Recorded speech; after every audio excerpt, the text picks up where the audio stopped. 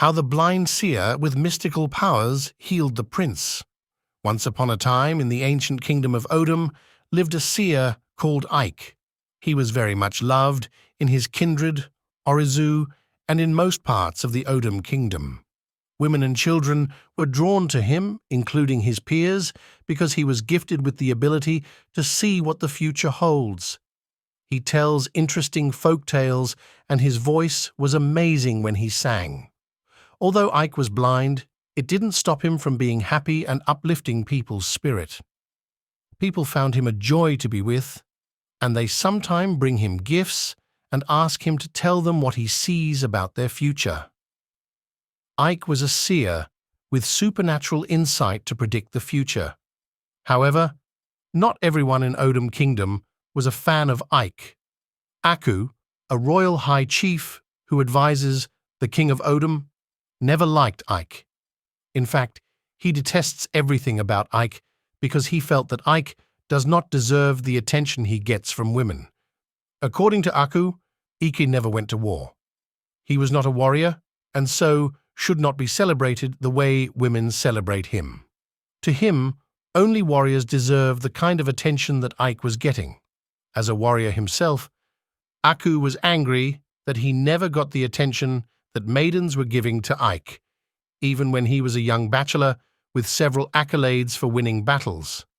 Aku was obviously envious of Ike, and he would always advise the king to make decrees that adversely affected Ike and his entire kindred, Orizu.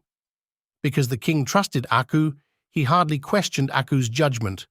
Aku's hatred for Ike heightened so much that he started to use his authority as the royal high chief to punish people he found around Ike, and he scared them away from socializing with Ike.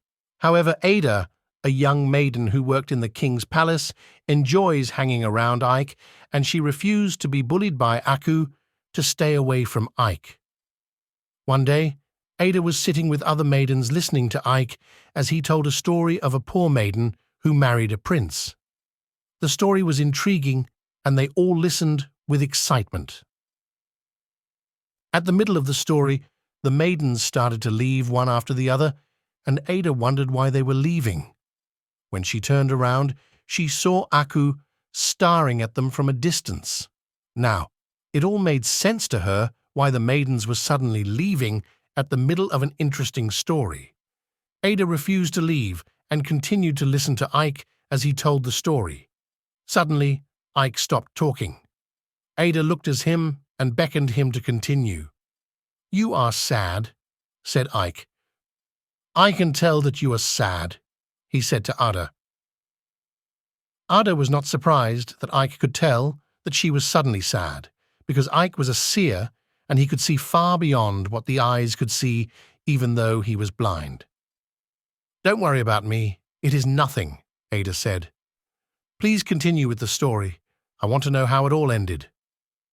Aku's dislike for Ike continued, and he finally got the unsuspecting king to banish Ike to the dark forest. Soon after, the prince and heir to the throne became very ill. No one knew what was wrong with him. The king was frustrated with many efforts that were made to heal the prince.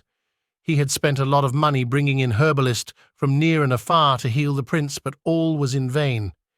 It was difficult for Ada to watch the king look helpless and very sad. One day, Ada went up to the king and asked if she could be of help to him concerning the prince's condition. "Your Majesty," she said, "you seem to be thinking a lot these days, and I know that you're very worried about the prince's ill health. Is there anything I can do to help?" Ada asked the king. "What could you possibly do to help? What the prince needs is a great herbalist who can heal him and get him back on his feet." He replied to Ada, "I know someone who can help the prince," Ada said, afraid that the king may turn her down and get angry at her for inquiring about royal matters. "Who is the herbalist? I have invited all the great herbalists I know, including the ones that were recommended to me, but none of them have been able to heal the prince," the king said, and sighed. At this point, Ada did not know if she should continue with her recommendation or leave it alone, as it appeared that the king was not in a good mood, but she mustered the courage to continue after listening to her inner voice. "He is not a herbalist. The man that I think can help the prince is not a herbalist," she repeated. "He is a seer, and he may be able to tell us how to get help for the prince." The king paused for a moment, like he was in deep thoughts. Then he said, "Bring the seer to me at once. I will reward him handsomely if he is able to help the prince." "Very well, my king," said Ada. "I will prepare to go into the dark forest to look for the seer." "The dark forest?" the king asked in amazement. "What is the seer doing in the dark forest of all places?" he asked. "He is evil," a voice said. Ada turned around and saw that it was Aku walking into the courtyard. Ada quickly realized that if she did not say something in Ike's defense, Aku will levy accusations on her and probably have her thrown into the dark forest too. "Your Majesty, Ike is only a harmless blind seer who might be able to help the prince recover from this unknown illness. It may have been a misperception about his gifts that got him thrown into the dark forest, but I promise you that he will not do anything that your Majesty will frown upon. So please permit me to go and look for him," she pleaded. "I will advise you to stop her from going anywhere, your Majesty," said Aku.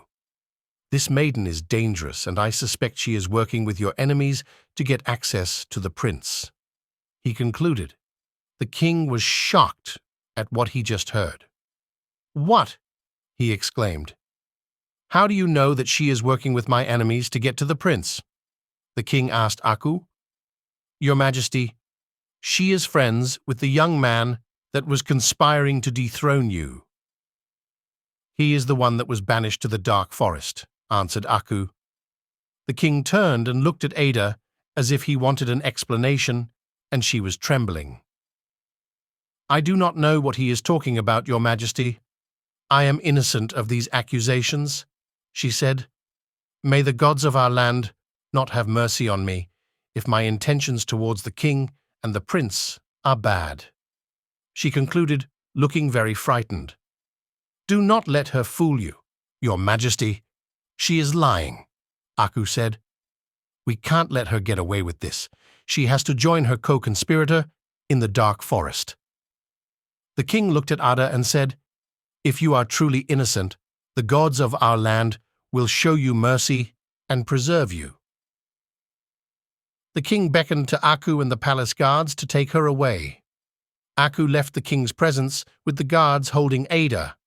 On getting outside, Aku instructed the guards to make sure that Ada is thrown into the dark forest.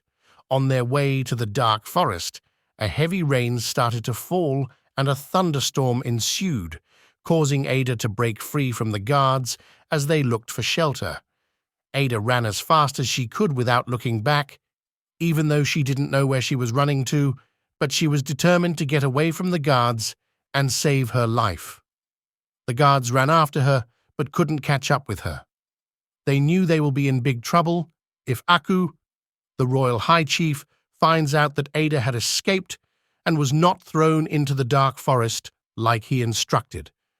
The guards wondered what their fate will be. End of part 1.